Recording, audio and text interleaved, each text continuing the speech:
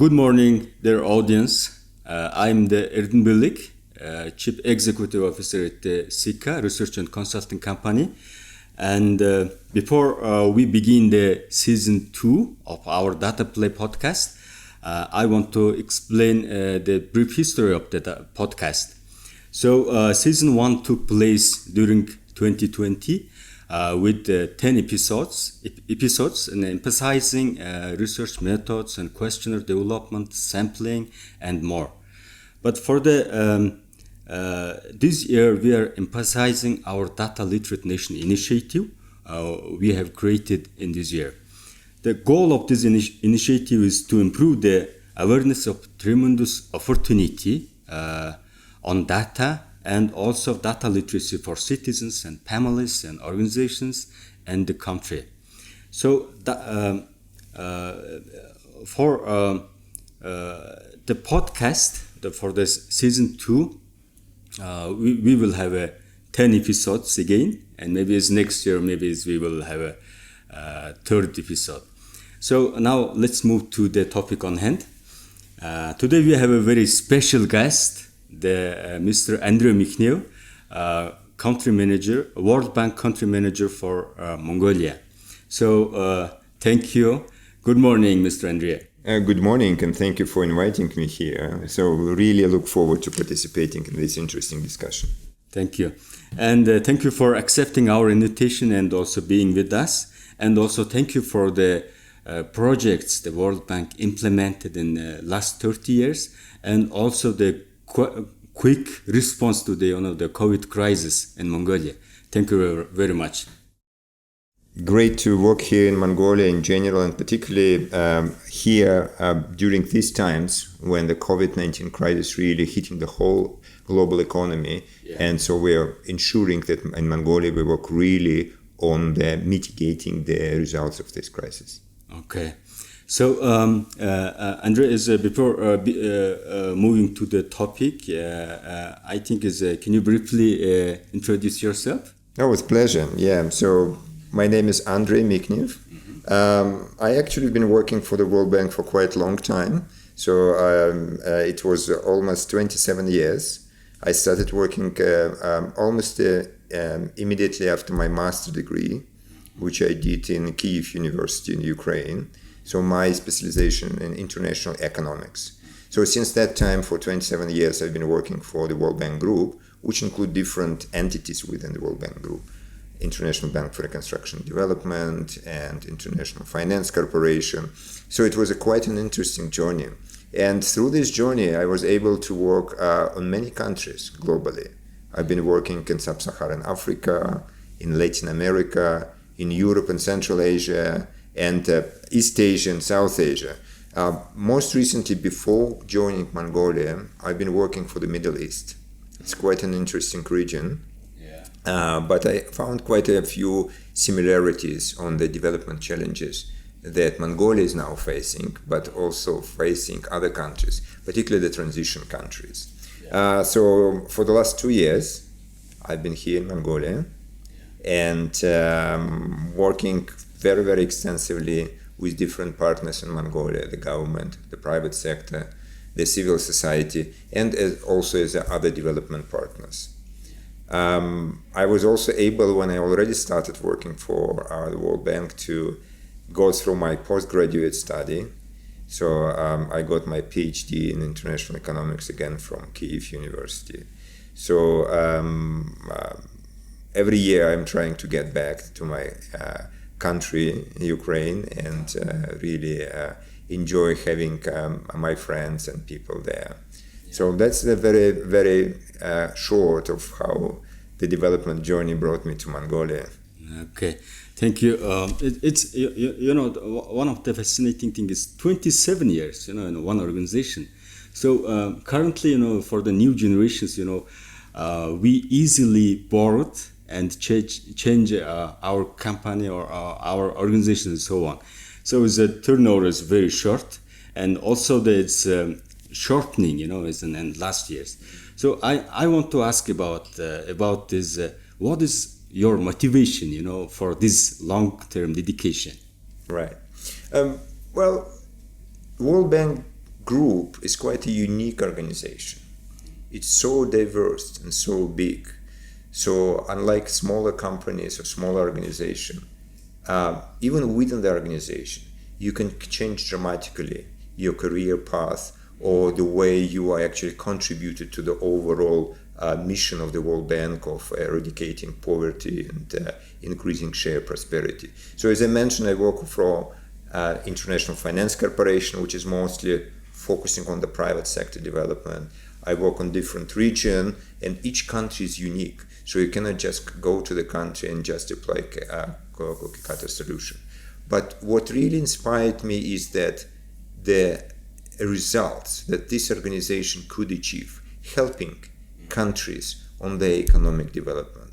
Because behind me, I feel like a global knowledge, global expertise, and financial resources, which are able to resolve the most challenging issues in most challenging environment. So that's always I found something new all the time. I've never been like boring and doing like the same work. And like I visited, I work a little bit and visited such country which probably an average person will not go like for tourism, like Yemen or Afghanistan or Chad, right? So countries which really still struggling to really leapfrog from the where they stay to the much higher level of development. So that's why I kind of enjoy, and I still look forward for another probably 20, not 20, but at least 10, 15 years to continue bringing the knowledge and expertise that we have to different parts of the world. And definitely Mongolia is so interesting. I'm still very excited, although I've been here already 2 years, but I see that a lot of new ideas and new opportunities that we can still pursue and discuss with our partners here. Okay, thank you. It's great to hear. So now let's move today about the World Bank. This year is 30th anniversary of the cooperation between Mongolia and World Bank. So how do you conclude the last 30 years cooperation, and how do you see in the future of the cooperation? Yes, indeed. We are celebrating together with all Mongolian partners the 30th year of the partnership here. Of course, we wish it would be a little bit more pronounced, but because of the COVID, we really did a lot of virtual events or virtual kind of remembrance of this partnership. In fact, we also today I'm having some meetings with the winner of photo contest. People and partners, we announced a photo contest, and people contributing some photos from our project, how the World Bank kind of worked in 90s and 2010s. And today we are kind of selecting the few winner photos that we definitely will be putting on our website. But coming to your question about the 30 years, looking back, right, we believe it was a very successful journey. And very successful journey in terms that Mongolia really moved from where it was in 1991 when we started working together to where we have now. Mongolia became a middle-income country with a quite developed urban areas, with a quite developed sectors like mineral sectors of the economy, IT sector. Tourism is changing very much, attracting more international tourism. There are a lot of efforts has been done in the agriculture. The Mongolian Kashmir is of course known all over the world, although again there are a lot of things to do yet here. I think the level of development, the income of the people increased tremendously. Access to services also increased through these years. So overall, there was a quite a good journey. There was, of course, there have been some bumps on the road, and we've been, especially in Mongolia, see how some few factors affecting the economic development. So economy was quite volatile. If the prices were going down for main commodities that Mongolia has, the level of GDP is also going down. If the price is going okay and the minerals are bought from other countries, well, the Mongolia is getting more into their revenues. In fact, I was also mentioned that last year we published our comprehensive country economic memorandum, which is called From Mines to Minds. Yes. So it's really showing that the potential is moving much more from the purely mining extraction revenue strategy towards how to ensure that this mineral wealth will contribute to the better lives of and better income of Mongolian people. It doesn't mean that Mongolia needs to completely stay away or close all these mining activities, vice versa. We're talking about more sustainable mining, more environmentally friendly mining, but it's definitely the benefit endowment, natural endowment of Mongolia that Mongolia could benefit from and build a more sustainable human capital going forward. So that's for 30 years that we been before. And if it's interested, I can say a few words about the future. Okay, yeah.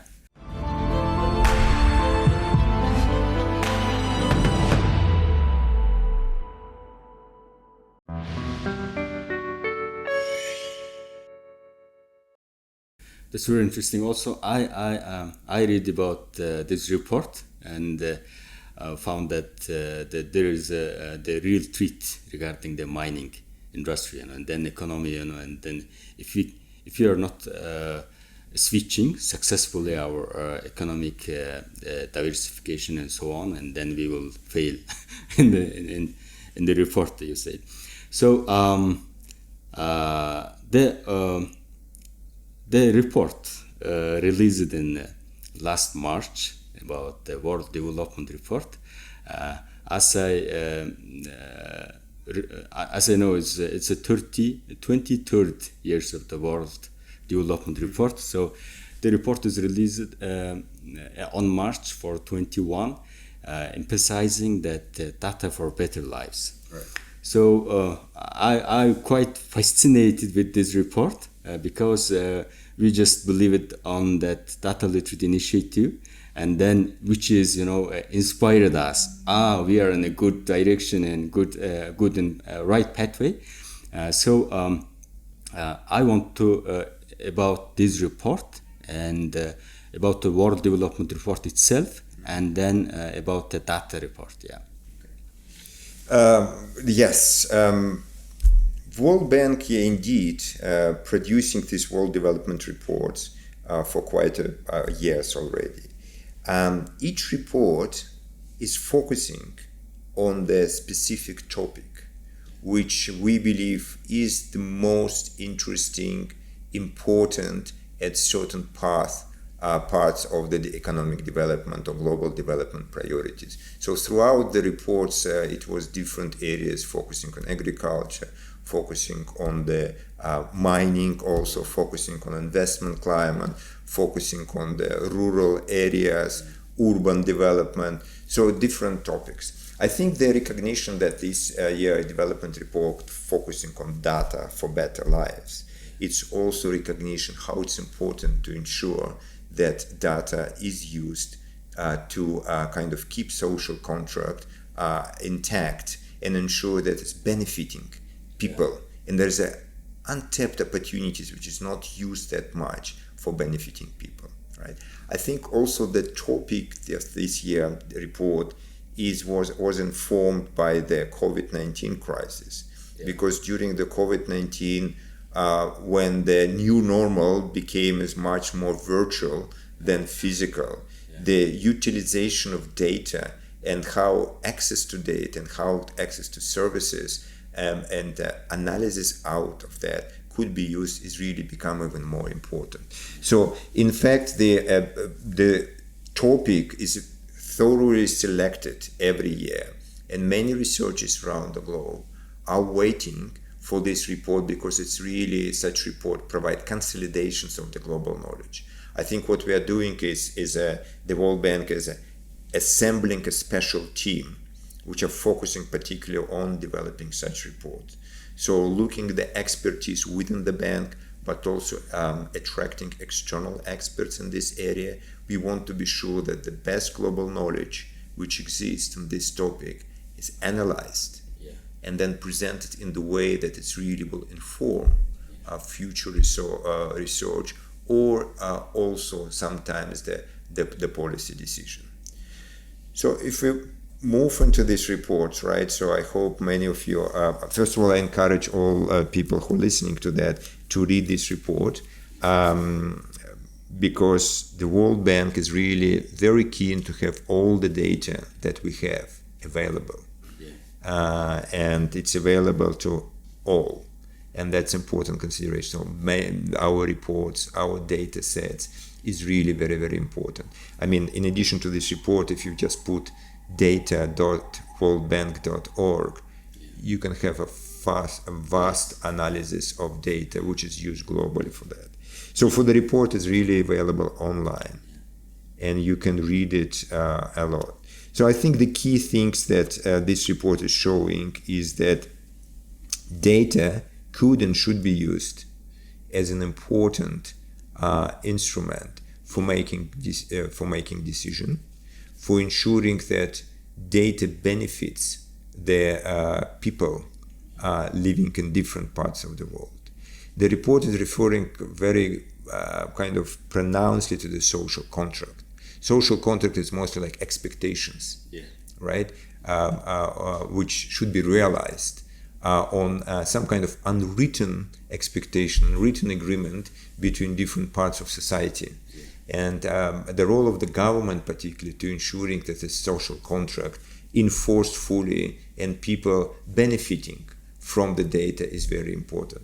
So report also is looking for some issues that needs to be taken into consideration, like privacy of data, all right? Intellectual property of data, how it's done. Misuse of data, because this misuse of the data also would be transparency of data. Data can be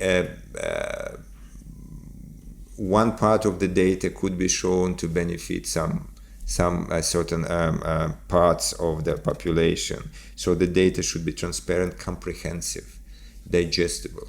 One of the important also things that we want to be sure that this report is highlights is that the data could not be done in isolation of everything else. And even different pieces of data, you need interoperability of different pieces of data to ensure that you can actually utilize it across different IT solution, different platform. The report also is warning against kind of more protecting approach when it's used for some reason when it's only certain groups are benefiting from data, and actually appealing for data for all people. And that's I think one of the key motto of this report. And World Bank President David Malpass wrote that data is a double-edged sword. So like you said, if you misuse, there is certain harms, we will have. So I think in Mongolia for leveraging data,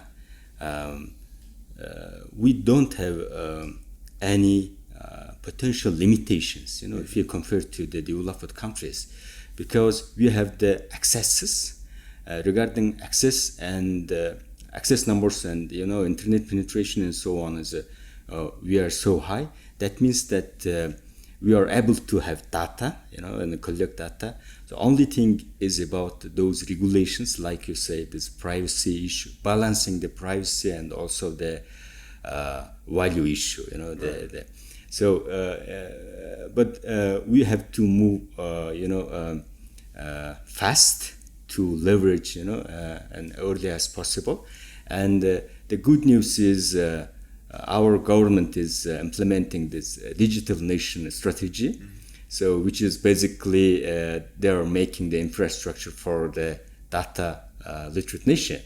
But after that, once we have this infrastructure, then we need those competence or skills of the people to use, and competence and skills of the organizations and families and citizens and so on.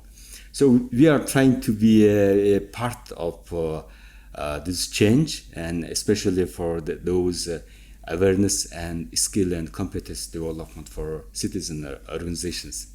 So my next question is, it's very interesting. Like I said before, it's inspired us, on this pathway. In coming, with this report, how will you change your policies and strategies, in coming years with regards to data management or data usage? Great, no, thanks. And let's look a little bit forward and how we from the World Bank actually can contribute to the aspirational motivations of many places in Mongolia to become a digital nation. First, our report, like World Development Report, is something that completely changing what we've been doing before. It's rather the reflection, it's much more analytical underpinning of what's the key priority we need to focus on. So in our programs before, World Bank programs in Mongolia, and also in our future programs, we've been looking very much in ensuring that the data is used for the benefits of the people. We've been having an ongoing project which is called Smart Government Project, which has been doing a lot of work ensuring that the data sharing, open data, is more and more introduced in Mongolia, and more IT solutions introduced which are using data. In fact, in 2018, we did open data readiness assessment for Mongolia. So this report is available online also, and definitely will benefit if somebody is looking on that.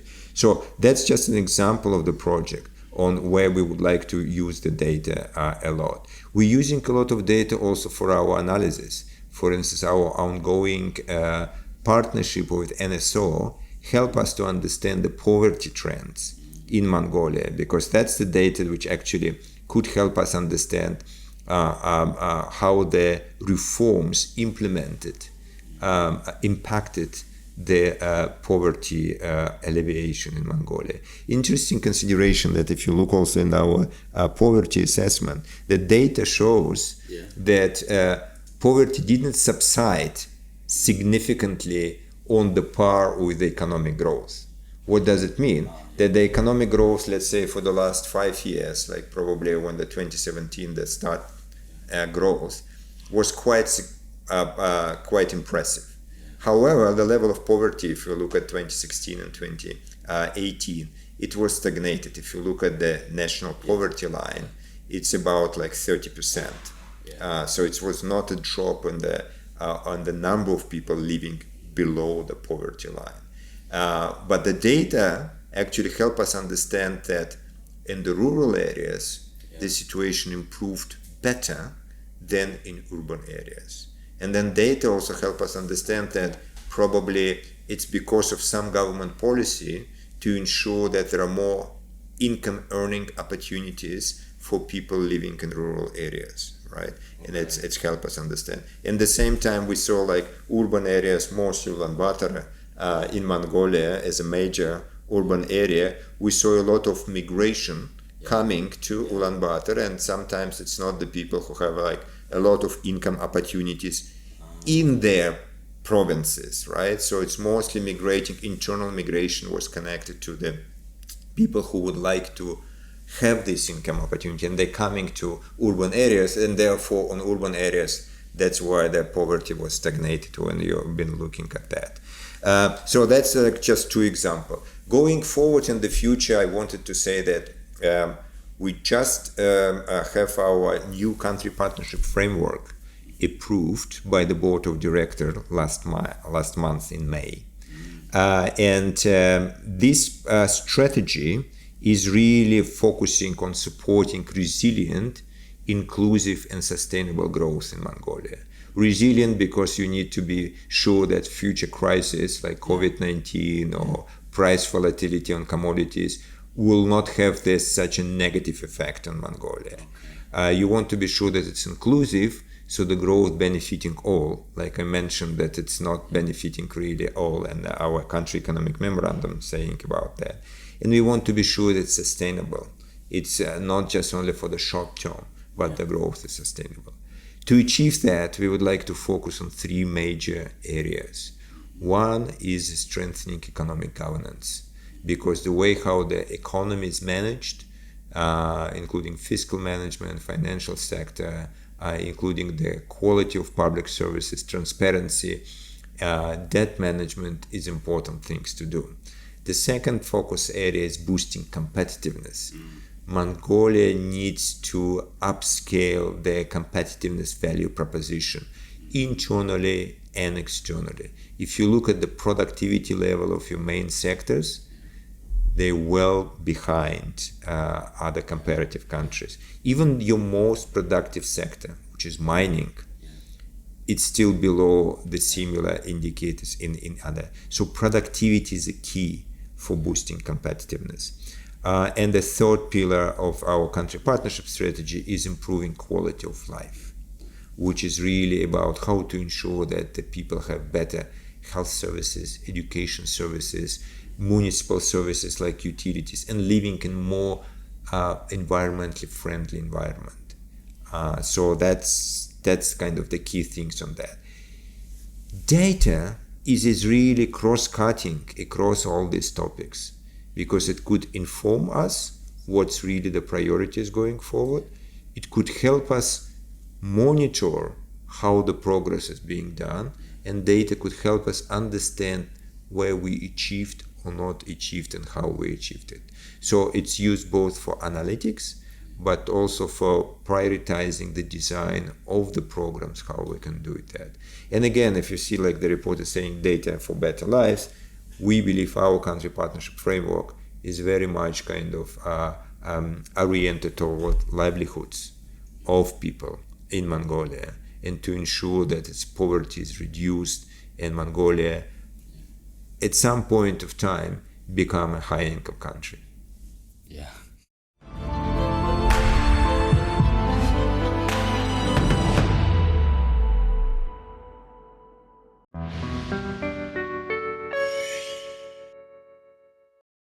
Yeah, it's very interesting, and also but I want to ask about the competitiveness. I believe that since we have the limited resources regarding people, and then we have to focus on some economies. So, how do you see, in the future about this economic diversification, or in which areas we should focus on that? Okay, it's a good question. I think the diversification of economy is one of the key ingredients of becoming competitive, right? Competitiveness is now is important part of the policy strategy, probably all countries.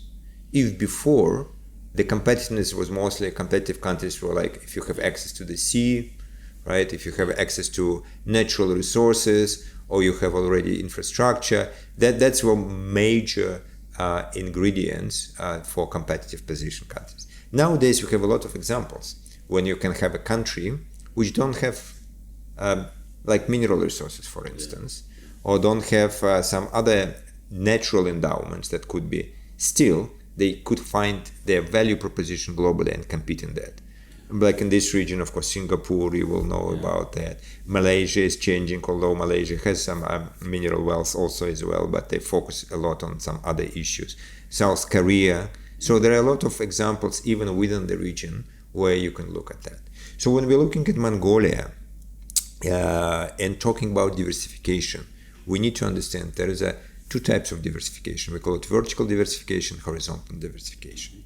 One of the more traditional way to diversification is more vertical by sectors. So diversification, let's say from mineral to IT, or from from the infrastructure mostly to more sophisticated value added, right? But there are also horizontal diversification. Horizontal diversification is talking about diversification of assets. You have built assets like infrastructure. You have natural capital assets like mineral resources, for instance, or water, nature, rivers, right? Land, which you have in Mongolia, of course, a lot. Then you have also human capital as an asset, which means you need to be sure that you have educated workforce, which is really could be in skills that are developed. And also you need to be sure that you have assets as a good governance of that. So if you look at these four elements, the diversification is also to ensure that you have all elements developed in the similar way. So it could be balanced than the economic development. So that's mostly about assets diversification of that. I think in Mongolia you have a lot of a natural capital, right? There is still potential because it's not developed fully. In terms of build capital, infrastructure is still, I would say, nascent in many areas, right? It's include transport infrastructure, digital infrastructure, energy infrastructure. There's also quite a big potential. When you look on the human capital, if you look at the human capital index, Mongolia is kind of doing quite well, right? But many Mongolians, especially the most genius people there, are moving outside of Mongolia. Brain drain. Yeah, so probably they may not find some kind of really jobs that will reflect fully their potential. Yeah. So I think the quality of education makes it more kind of linked to the markets here, and also the demand for that should be matching. So the human capital potential which exists in Mongolia could be realized. And then of course, in terms of the economic governance and better business environment, there are a lot of issues to do. So when we're talking competition, competitiveness, and diversification, it's not only sectoral work, right? It needs to be sure that it's assets diversification and competitiveness. And I'm sure that already Mongolia is becoming competitive in some areas, right? But it's still very much on the initial stage. If you look, for instance, for the minerals or Kashmir, it's not a lot of value added when it's coming to the international markets. And of course, it's becoming more and more difficult to compete.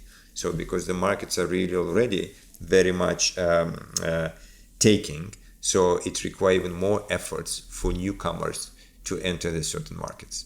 Yeah. Okay, yeah, that's a very interesting point. So since you have worked in many countries, and different countries, I want to ask about our usage of data and research.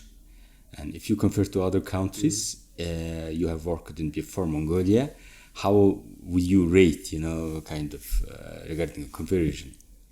Look, there are strengths and weaknesses, there are pluses and minuses, how Mongolia is comparing to other countries. And it depends what dimension of data utilization you look at, or what kind of really comparison you want to look at that. Let me give you just one comparison. Usually it's very powerful of how, which is related to data, but mostly to research, how much of the percentage of GDP is spent for research and development. And in Mongolia, it's really like, if you compare, for instance, I just before this meeting can look at the Kazakhstan, Malaysia, Colombia, and Australia, and really Mongolian figures of the percentage of R&D expenditure in the percentage of GDP is really much in times more lower than in other countries. Of course, Malaysia and Australia is kind of providing a lot of funding for that. But even such countries, Kazakhstan, which kind of almost neighbor, they're providing quite a lot, much more than on that. So that's one of the good indicators when the research and development is really require much more financing. But from other side, you look also on the openness of data. Here, Mongolia is doing very well. It's actually, I think it's top 10 globally in the scope of data that is available to kind of openly to that. So that's and it's actually top country in East Asia. If you look like East Asia, so it's even above like countries like Singapore, Malaysia. So it's a good start that you have a lot of data which is open. In terms of the depthness is there, there's still kind of a lot of work to do. but opening data, making it specific is really better than all other countries. But again, as I said, data needs to be used. So in terms of, like, for instance, scientific citations, Mongolia is only taking 110th place globally on the number of, like, scientific citation, which is usually used from the research, and how useful then the research and analysis is. So there are few issues that really would be more and more in Mongolia comparing to other countries more important. But from other side, again, I said, like, they're positive and negative. If you look at the percentage of the, like, mobile phone usage, right? Because it's also not only voice, it's a data use. Mongolia is like above some other countries that more developed countries. Or the way you used other solutions, which also processing data, like digital payments. If you go even to Europe, right, you can see a lot people are using cash for payment. And when I came to Mongolia, I was surprised how many people are using digital solution for payments, not only cards, but their phones. So you can see that comparison, you can actually be quite good in some, but it's something that you still need to work on in other areas. Okay, very interesting points, yeah. And about the spending on, R&D from the GDP, it's quite, we are not happy with that number. I saw that report too, and so I wasn't happy. But hope that, in the future, we will empower the, more research, the professional research, which can be published on the international publications. So we hope that, we are optimistic for that. And now it's because the time is, is going to, and so we are close to end of podcast. In these final minutes, I would like for you to bring up unmentioned ideas or, issues you want to also tell to our audience. Thank you, first of all, for the inviting me. I think we have a great discussion, and I hope after this discussion, people listening to your podcast will be eager to look for data. And as I said, the World Bank is like a cradle of all different types of data, and I'm inviting everyone to visit the World Bank website to see what's the data. But the last point, I want to be sure that we need to also understand that data by itself is not the end of the journey. How you use this data, how the impact using the data on everyday lives, that's the important objective. And this is what we are looking forward to working together with different partners in Mongolia, private sector, civil society, government partners, as well as other development partners. Thanks a lot. Okay. Yeah. Thank you, Andrei, accepting our invitation, and I wish all the best for you. Thank you. Thank you. Bye. And thank you, dear audiences, and goodbye until the next episode. Yeah. Bye bye.